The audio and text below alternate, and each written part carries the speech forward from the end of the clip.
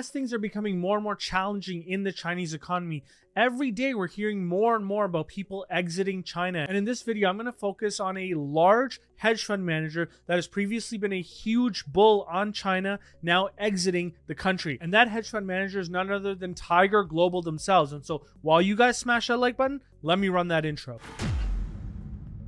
What's up, guys? And this one's a very important piece of information because Tiger Global is synonymous with investing in China. So the fact that they're pulling out speaks volumes. And so let's get right into this one. So you can see here, the Wall Street Journal reported that Tiger Global has halted new Chinese equities investments. So they're not selling all of their investments, but they're not investing into new positions. And so the longtime China investor seeks more clarity before putting more money in Chinese equities. And so what exactly are they saying? And so you can see here, longtime China investor Tiger Global Management has hit the pause on investing in Chinese equities.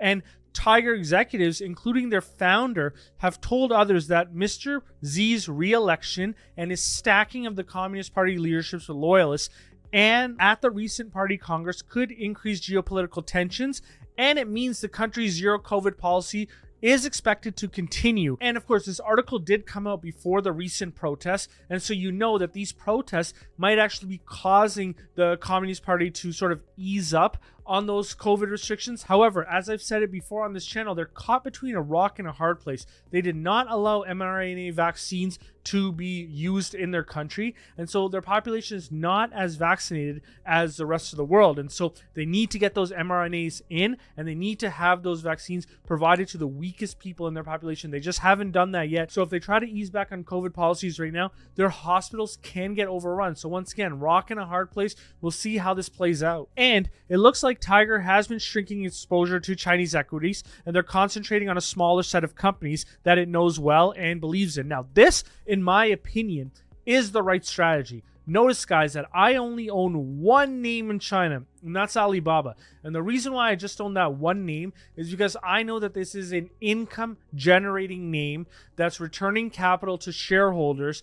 And so it's almost inevitable that you're going to make money on this name over the long term. And so I'm not really speculating on these other names that I know less about. And so I like their strategy of honing in their portfolio and just focusing on names that they know very well. I really, really like that approach. And the article goes on to say that Tiger further shrank its hedge fund's China exposure to the mid-single digits heading into the Congress. And so that's an important point because a lot of people, especially people who watch this channel, are invested more than the single digits in China. And so here's a almost like a perma bull on China that has now brought their portfolio down to the mid-single digits. Now, Tiger actually refrained from buying into the steep sell-off, with executives telling clients that they're spending more time on opportunities in India and the South Pacific. So it's not like India and the South Pacific don't have interesting opportunities themselves. And so it's not a bad move. And here's where I think Tiger might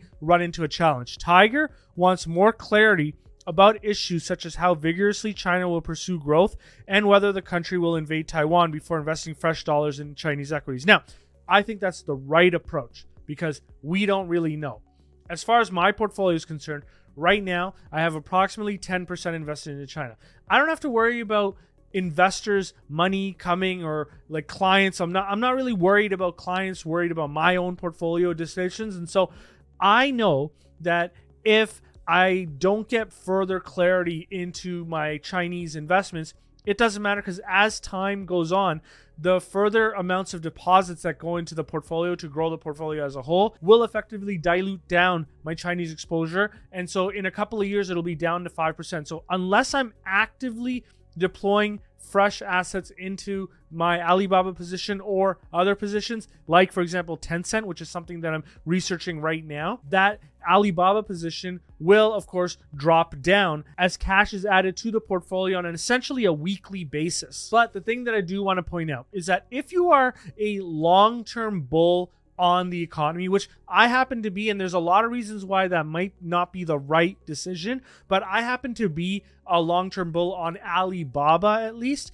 and I do think that China will be in a better place 20 years from now. Now, I could absolutely be wrong. You are dealing with an authoritarian regime, and things could go backwards, and so understanding the risk, I do have to point out that because I am a long-term bull on China, withstanding the fact that a lot of people could argue that I'm wrong, and I totally concede that fact, I do want to point out a quote from Warren Buffett. You guys are all familiar with the top quote that I highlighted, which is be fearful when others are greedy and be greedy when others are fearful.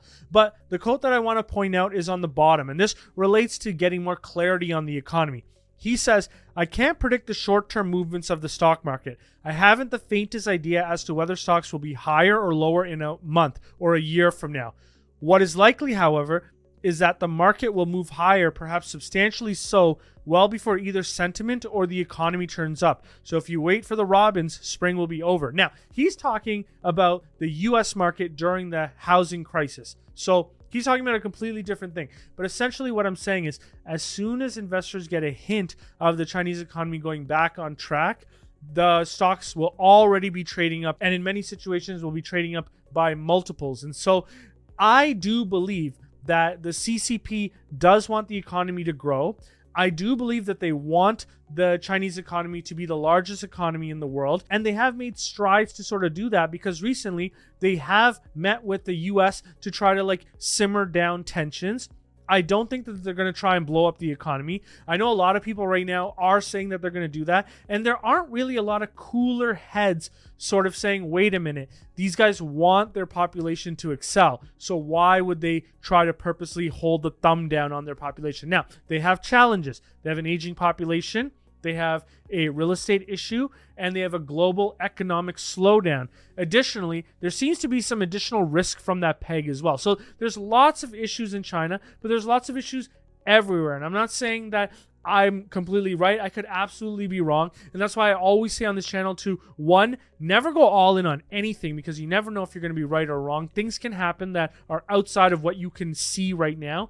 And two, because of that, always focus on diversification. And so, like I said, Alibaba is approximately 10% of the portfolio right now. But in a year or two, that position will get diluted down with further investments into the portfolio of cash, which once again, I'm depositing every week. And so that'll go down to 5 and then eventually 2.5 and 1 if I decide to not invest fresh capital into Chinese equities or that Alibaba position as a whole. Now, the article goes on to say that as an early believer in China, Tiger actually made billions by investing in China-focused versions of US internet companies, and that was probably a really good move.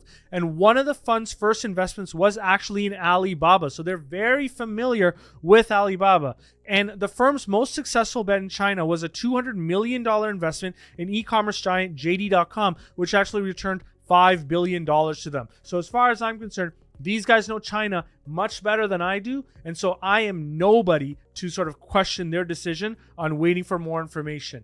I am just one guy who looks at this at home, and I absolutely could be wrong here. These are professional money managers. They know what they're doing.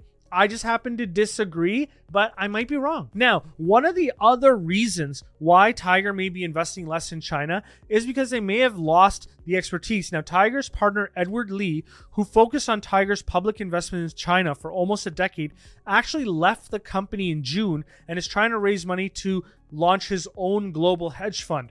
And people familiar with the matter are saying that Tiger said JD.com and food delivery company Meituan comprise a bulk of Tiger's remaining exposure to China in its hedge fund. And like I've always said, Meituan is the runaway winner in the delivery space. So they're the equivalent of Uber Eats, essentially. And so Alibaba's Ali.me app is cooked in this environment. I don't think Alibaba's Ali.me app will compete. Now, look, Ali.me will grow, but Meituan, I think, will still continue to take market share like they have. In other words, I do believe Ali.me will continue to lose market share despite growing. Now, I might have just read this and I might have gotten it wrong, but I actually think Tencent recently exited their position in Meituan. You guys let me know if I am right on that one. I do believe that Tencent is no longer a shareholder of Meituan. Now, despite my bullishness on Alibaba and ultimately the Chinese economy, I'm not growing revenues out at any sort of high rates. I'm actually quite pessimistic on the revenue growth rate. Now, the economy is expected to grow around that 5 or 6% a year. And so I'm only growing Alibaba's revenues at around 7 or 8% a year. And the big item that's sort of growing that out is, of course, China commerce at 7.5%. And one of the reasons why I'm growing China commerce greater than the economy as a whole is because Alibaba is investing in sort of like future-focused businesses. So they're taking business away from other types of retailers. For example, their increased competitiveness as it competes with Pinduoduo with their Taobao Deals app.